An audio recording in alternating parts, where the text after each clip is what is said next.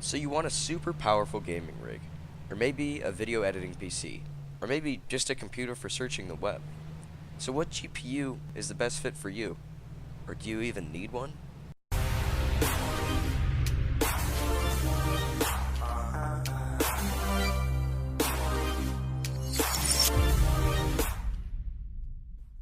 Hey guys, so today we're going to talk about choosing a GPU. If you have not seen the two previous videos on the intro to building and choosing a CPU, I recommend you take a look at those first.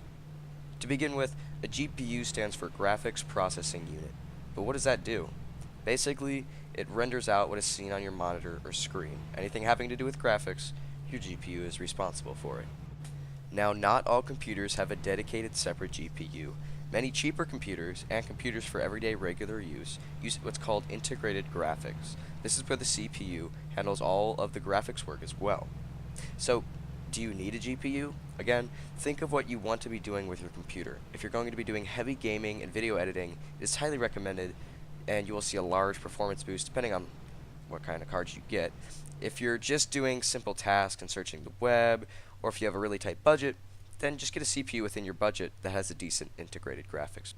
Now comes the hard part, where you must select and buy your GPU. Do not compare all graphics cards just by internal specs alone. Two cards can have the same amount of VRAM, software, and more, but they can be completely different.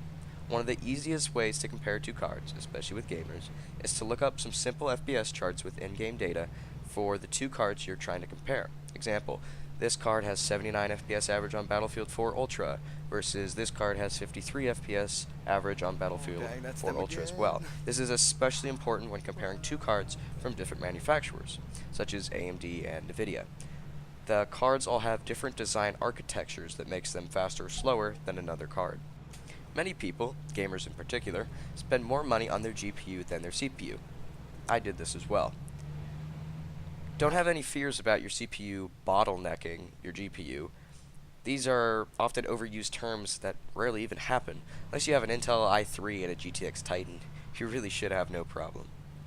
Another thing I highly advise you not to do is waste your money on a cheap GPU. Almost all GPUs that are super cheap are terrible and only as good as your integrated graphics processor would be anyways. Therefore, it's a huge waste of money.